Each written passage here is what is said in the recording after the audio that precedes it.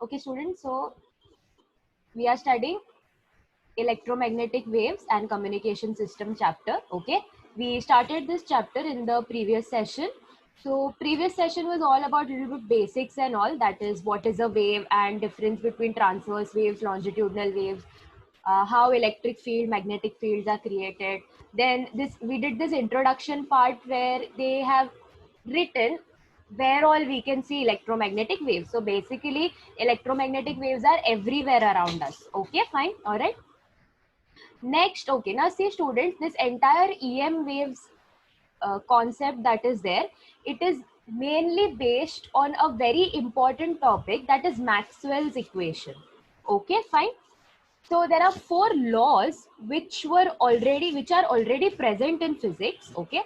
So these four laws, they come under Maxwell's equation. Now, as I said last time as well, out of these four laws, the first three laws are as it is, but the last law that is there, that is your Ampere's law. Okay.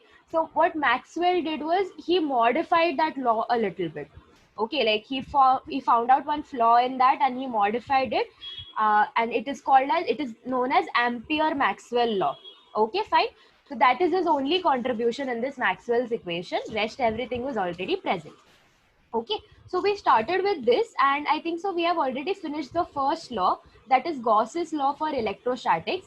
Now, as I said last time also, just 1 minute.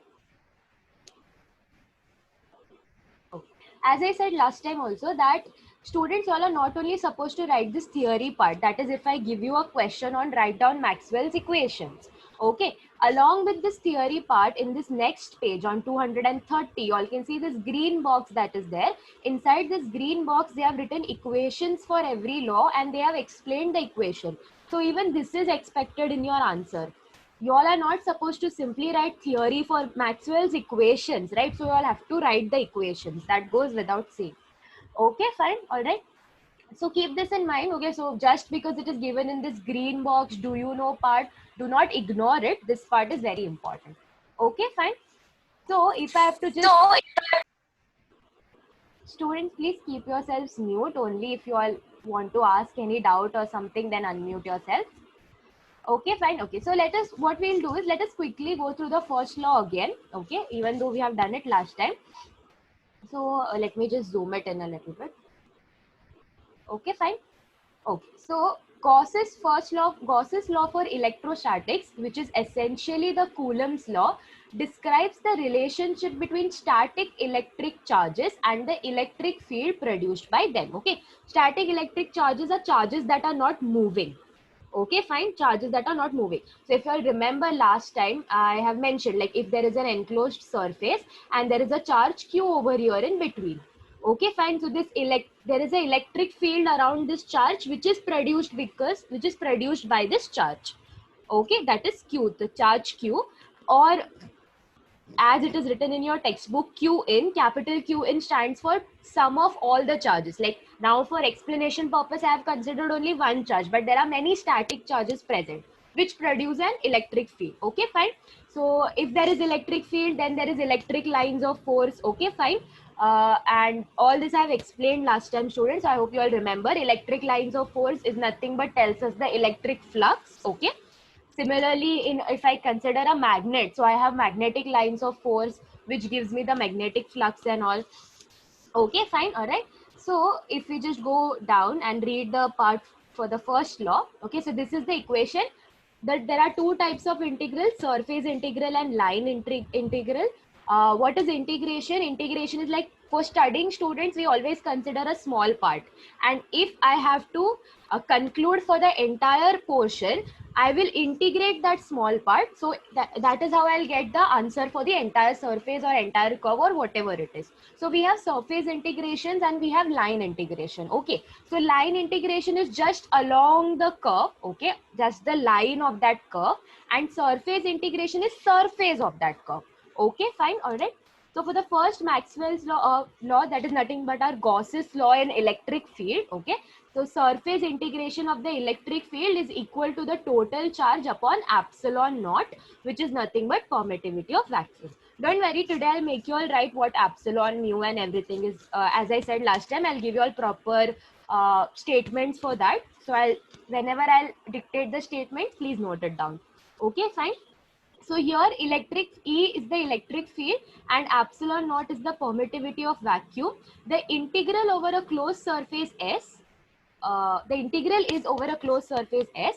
Law states that electric flux through any closed surface S is equal to the total charge Q in enclosed by the surface divided by epsilon naught. See students, electric flux will tell me the intensity of the electric field. Okay, more the number of electric lines of force, more is the electric flux, more is the electric field. Okay, as simple as that. See, what you all can do is, if you all remember that magnet example, okay, again don't confuse one. Even though the concepts are like same, they go hand in hand, whatever concepts are for electric field and magnetic field. But see, as I explained last time, if we have a bar magnet, okay, and there are magnetic lines of force present around it, more the magnetic lines of force, more strong is the magnetic field. Same is applicable for electric field as well. What is magnetic flux? Magnetic flux is the number of lines of magnetic force. Then what is electric flux? Electric flux is number of lines of electric force. Okay, fine. Number of the if you all remember last time, so there is charge, there is an electric field that is produced by the charge, and this is how the electric lines of force are. They are not closed like your magnetic lines of force. Okay, like they don't go start and then they are not continuous lines of force. So that is the only difference. Okay, fine. Let me just change the color.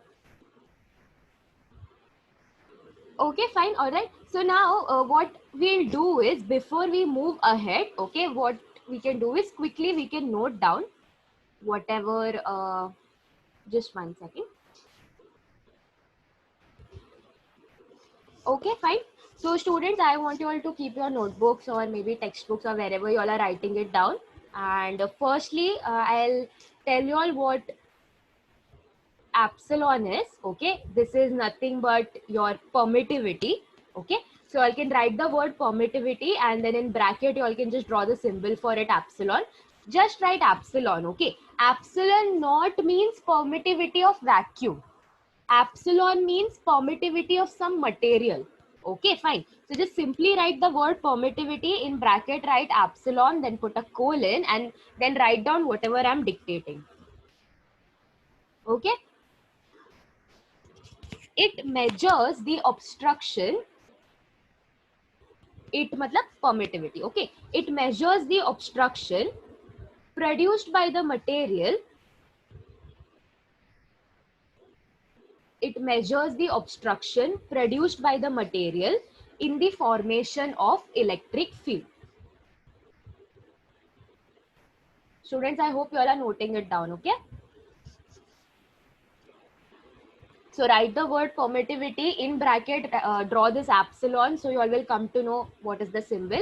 Put a colon and then write down, it measures the obstruction produced by the material in the formation of electric field.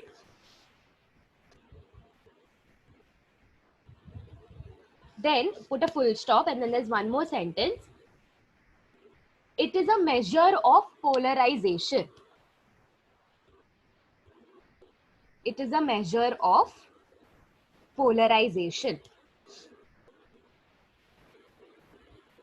Okay, it is a measure of polarization. Everyone, please let me know if you all have noted down the statement. Please unmute and let me know. Yes, miss. Yes. Yes. Okay. Okay, good. Okay, fine. All right. So, students, I think so you all already know this. And what is polarization is that, or what I'll do is, I'll give you all first all the statements or whatever you all have to note down. And then I'll compare and explain so that you all will understand easily. So, we are not done here. Now, next what you all can note down is that something called epsilon R. Okay. So, epsilon R, okay, just how we have epsilon naught, so there is another term called epsilon R. So just after you all have written the derivations, in the next line, written the definition, in the next line write down epsilon R, and then in bracket write down relative permittivity. Okay, that R stands for relative. So in bracket, write epsilon r, and in bracket, write down relative permittivity.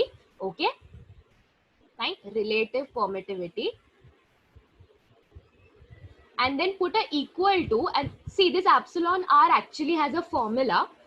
Okay, fine, and that formula is epsilon upon epsilon naught. Okay, fine. This is one extra term, students. Actually, I don't think so relative permittivity is there in the chapter, but if you all already know this, then well and good. It is going to appear somewhere in physics. Okay, fine. So now we know what epsilon is. Okay, we know what epsilon naught is. Epsilon naught is permittivity in free space or permittivity in vacuum. For people who don't know that, you all can also note that down. Okay, like put epsilon naught and then put a equal to and write down permittivity of free space, or you all can write permittivity of vacuum. Next, the next term that I want you all to write down is this epsilon r. What is epsilon r? It is relative permittivity. Okay, and how we can find that? So see, for example, if I give you permittivity of any material, okay, fine, and then I ask you all to find the relative permittivity, all you all have to do is just simply divide it by epsilon naught. Okay, fine. All right. It is like we are normalizing the value. We are normalizing epsilon by dividing by a standard value. Epsilon naught is a standard value, right, students? It is fixed. Your permittivity of vacuum is fixed. It is not going to change. Your epsilon can change according to the material. Like whatever material I give you, based on that, it will have different epsilon value. So if you all have to normalize it, you all divide it by a standard value, and the answer that you all get is epsilon r, which is known as relative permittivity. Okay, fine. Has everyone noted till here whatever I have explained? Yes. Yes. Okay, fine. Okay. Now see, students, ahead in this chapter, okay, ahead in our chapter, as I said, this epsilon naught and mu naught. Okay, epsilon naught is permittivity of free space, mu naught is permeability of free space. So they have fixed values. Their values are fixed, and they also have a unit associated with it. Okay, like the unit of charge is coulomb, right? The unit of current is ampere. Unit of distance is meter. Okay, fine. So similarly, this epsilon naught and mu naughts, they have certain units associated with them. So now what I'll do is I'll explain you all how to derive. See, you all can directly memorize the value and unit. That is not a problem. But sometimes if in MCQ they give you all, and if you all are getting confused, like if you all are not sure what the unit is, and you all know how to derive it, then you all can easily find out this thing, answer for it. Okay, fine. So just a second, if I'll just erase this, if you all have noted this down. So we have not yet, I have not yet started permeability. Okay, we are still in permittivity. Okay, so I gave you all the definition. Epsilon naught, I'm assuming you all already know what it is, and I told you all what relative permittivity is. Next, what I'll be explaining is the unit of epsilon naught, or I can say the unit of epsilon. Okay, fine. So for that, students, you all should know something called Coulomb's law. Actually, I've already explained what Coulomb's law is last time. Just a second. Okay, fine. Whatever I'm writing it down, please note it down. Okay, you all have to note it down, whatever I'm explaining now. So what is Coulomb's law, students? If you all remember, I explained last time that is the force that is there, it is directly proportional to the distance between, like if there are two charges, okay, if there are two charges, charge q1 and charge q2, okay, and there is a distance d between them. Okay, fine. So the force that is acting between the two charges, okay, the force acting between the two charges is directly proportional to the product of the two charges, and it is inversely proportional to the square of the distance between them. Okay, fine. Like if I consider this distance as r, okay, instead of d, you all can take any notation, students. It doesn't matter. Like even if you all take d, simply write d square. You all can take r, any notation. So there are two charges, okay, charge q1 and q2. There is distance r between them. Okay, fine. Coulomb's law will give me the force that is present between the two charges. And how to determine what is the equation?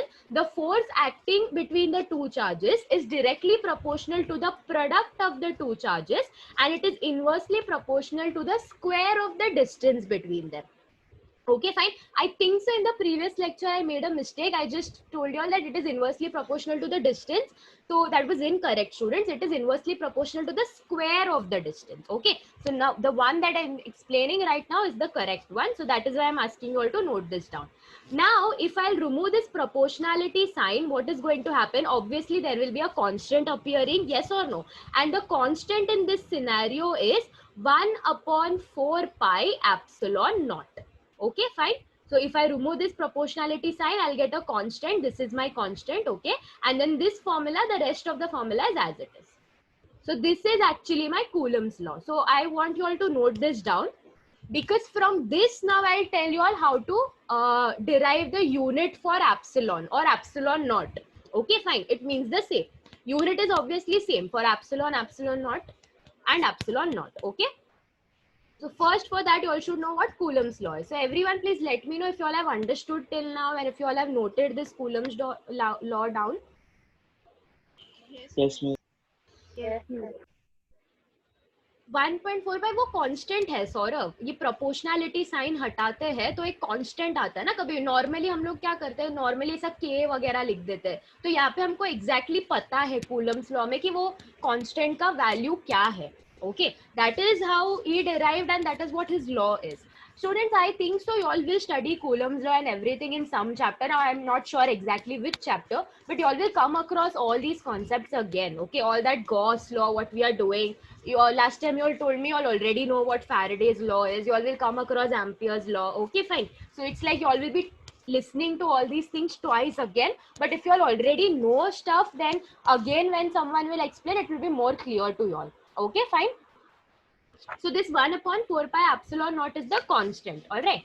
Okay. Now, what I want you all to do is in this formula that is there, this is F, okay, force. So in this formula, this equation that is there, modify this equation. How you are supposed to modify? Keep epsilon, take epsilon naught on one side. Okay. ठीक है, epsilon naught को एक side ले लो.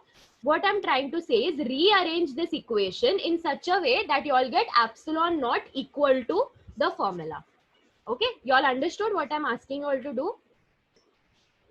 Yes, miss. Yes, miss. Yes, Yeah. miss. So do that. Okay, shift epsilon naught on one side and tell me what you all are getting. Okay, if I take epsilon naught on one side equal to what, how is the formula now modified? कुछ ज़्यादा change होगा नहीं. Anyone would like to tell the equation that is formed? Continue writing. Okay, you all noted down Coulomb's law, the first two equations, and now you all have to write this epsilon naught equal to. So anyone would like to tell me the equation?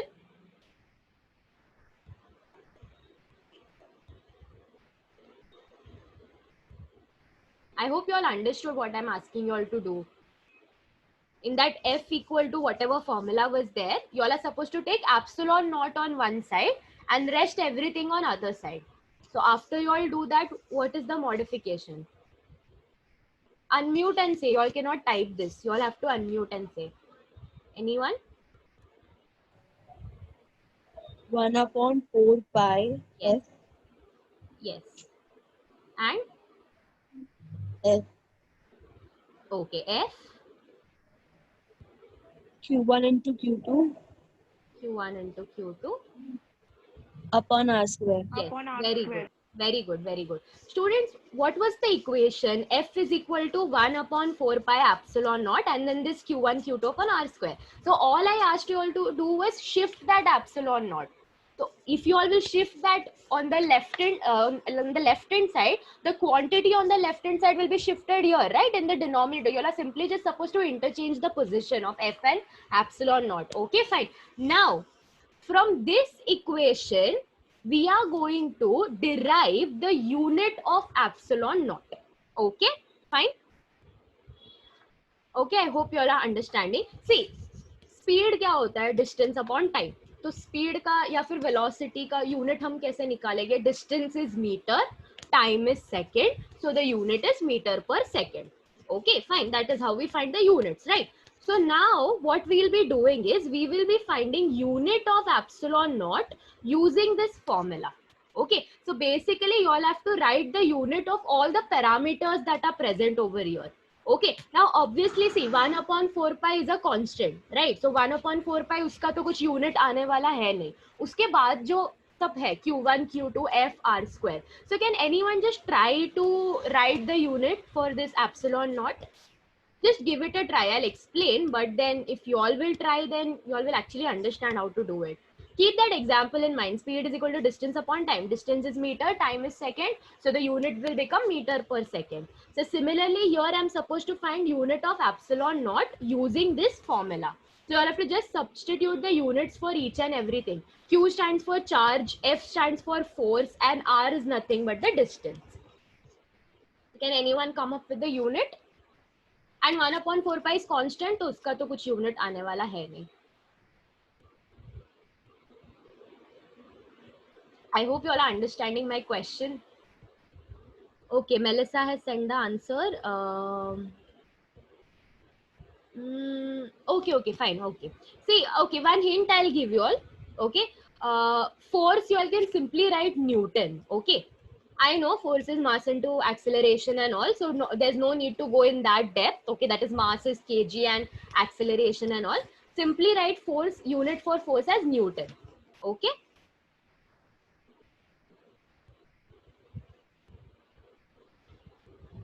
Only one person knows how to do it. What about others? Only Melissa has sent the answer till now. Saurav is asking something. Just F into M. Saurav, charge किधर गया? Charge का भी तो unit है.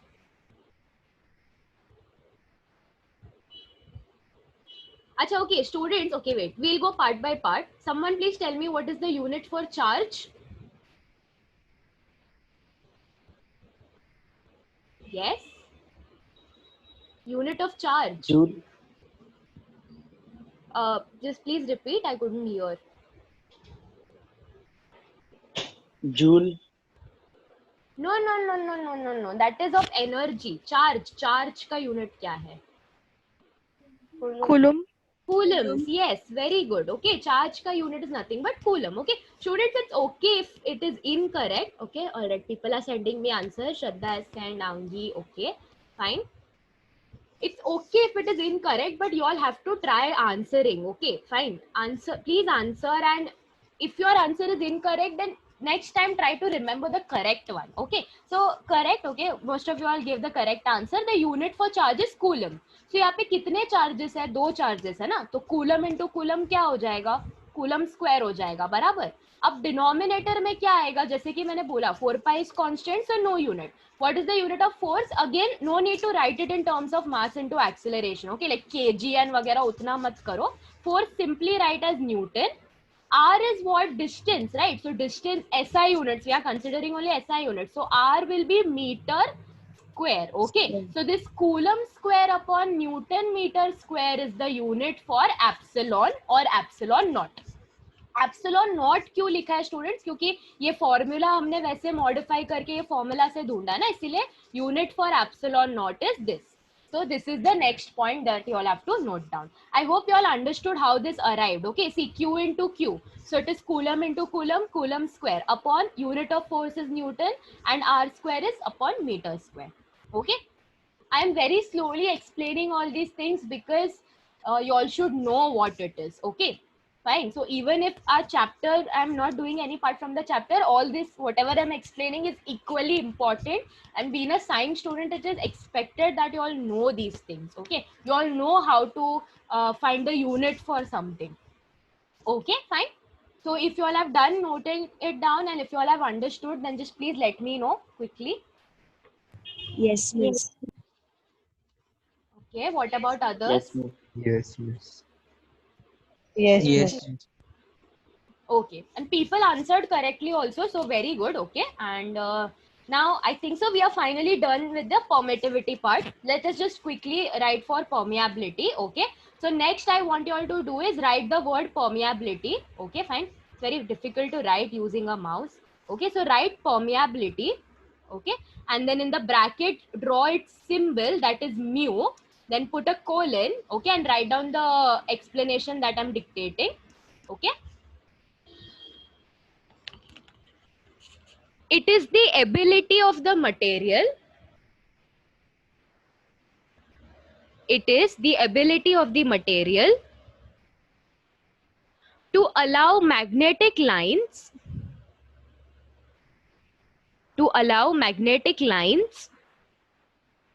to conduct through it. It is the ability of the material to allow magnetic lines to, that is TO, conduct through, okay, THROUGH, it. So to allow magnetic lines to conduct through it, and then put a full stop, and then write down, it is a measure of magnetization. Okay, this is the word. It is a measure of magnetization. Okay, see, I'll repeat. Write down permeability, in bracket write the symbol mu, put a colon. It is the ability of the material to allow magnetic lines to conduct through it, full stop. It is a measure of magnetization. Okay, fine. Have you all noted it down? Yes, miss. Yes, miss. So now, see students, refer for permittivity. Permittivity, what is the next thing that we did? Okay, here again I'm repeating, mu naught is permeability of vacuum or permeability of free space. So this is something you already know. Next, what we'll write, if you all refer the everything that I gave for permittivity. So similarly for permeability, we can write the next term. कौन सा term है जो भी हम लोग लिख सकते हैं?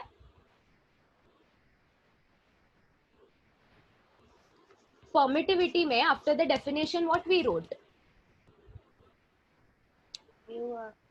Yeah, we wrote epsilon r, right? That is relative permittivity. So similarly here we can write what? Here we can write mu r. Okay, mu r matlab relative permeability. So write mu r, in bracket write down relative permeability, write equal to, and write the formula. Now here what will be the formula, anyone?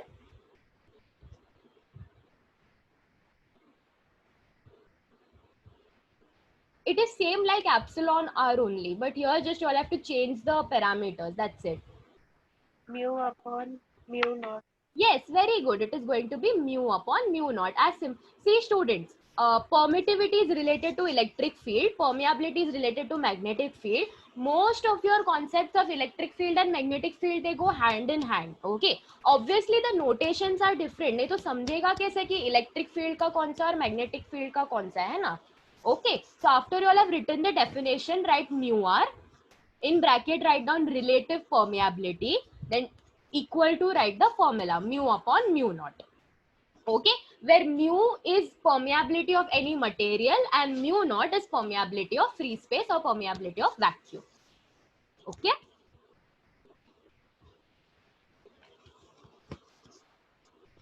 And if you all have done, then please let me know so I'll move ahead.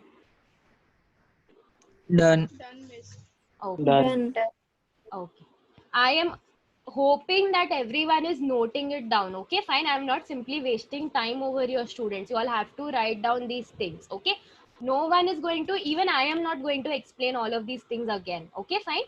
All right. So now, okay. So now next what we'll do is how to find we'll find the unit for mu. Okay. Or we'll find the unit for mu naught. Or we find the unit for mu. Okay, fine. So here again, the formula that we are using. Okay, now students, this formula is something that I think so you all will encounter this in your 12th standard. Okay, so there is a chapter in 12th standard related to all this magnetic field, magnetic materials and everything.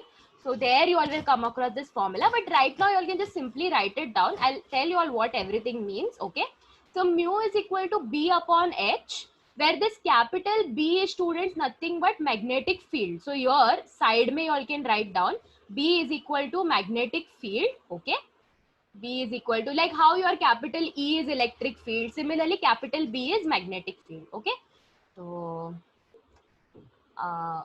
okay, I hope you all are noting it down. It is very difficult to write using a mouse. Okay, fine. So B stands for magnetic field. Okay, fine. And what is this capital H? Capital H stands for, like, write capital H and put equal to and write down magnetic intensity. Okay. capital B is equal to magnetic field and capital H is equal to magnetic intensity. Okay, fine.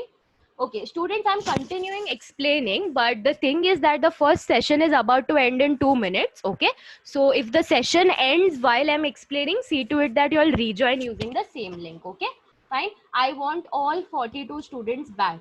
Okay, if you're attending the lecture, see to it that you all attended throughout. Okay, fine. So the formula for mu is capital B upon capital H, where capital B stands for magnetic field, capital H stands for magnetic intensity. Okay, fine. I hope you all have noted it down till here. Okay, fine. All right. Now, students, see, Coulomb's law is something that you all will study in your 11th standard only. This formula you all will be studying next year. So for this, I'll only tell you all how to determine the units and all. Okay, fine. You all have to just simply write down now. That is, see, here unit for this capital B, that is your magnetic field. Okay, unit for magnetic field is Newton per ampere meter. Okay, this is unit for B. Okay, that is magnetic field, Newton per ampere meter, divided by the unit for this magnetic intensity is ampere upon meter. Okay, I hope you all are understanding. It is like slash means it is in denominator only, but the numerator part entirely over here is Newton per ampere meter, which is unit for magnetic field, and the denominator, that is ampere per meter, is unit for magnetic intensity. Now, can anyone just solve this part? Okay, just simplify this. Okay, the after substituting the units, just try to simplify this and tell me what you all are left with. Simplify मतलब जो भी cancel हो रहा है वगैरह क्या कुछ ऐसा देखो और बताओ क्या बच रहा है सिर्फ. This will be equal to what?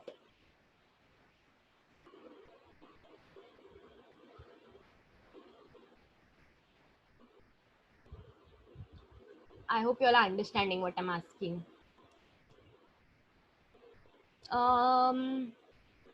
No, Melissa, just check your answer again. See, students, this is Newton per ampere meter.